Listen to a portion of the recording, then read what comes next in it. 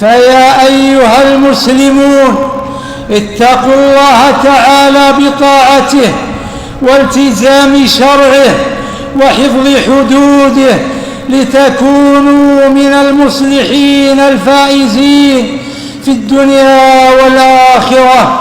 تلك حدود الله، ومن يطع الله ورسوله يدخله جنات تجري من تحتها الأنهار خالدين فيها، وذلك الفوز العظيم. وإن من حفظ حدود الله تعالى عدم صرف شيء من العبادات لغير الله.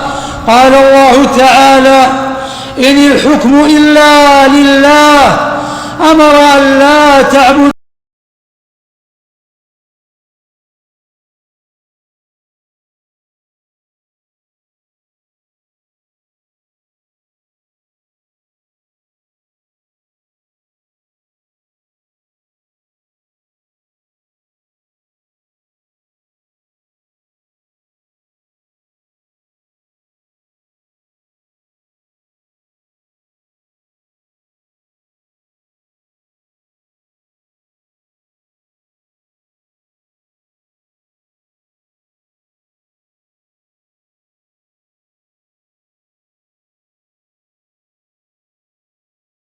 فيا أيها المسلمون، اتقوا الله تعالى بطاعته والتزام شرعه وحفظ حدوده لتكونوا من المصلحين الفائزين في الدنيا والآخرة.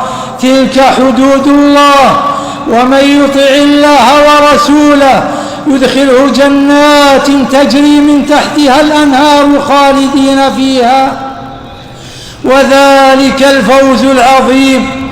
وإن من حفظ حدود الله تعالى عدم صرف شيء من العبادات لغير الله. قال الله تعالى: إن الحكم إلا لله، أمر أن لا تعبدوا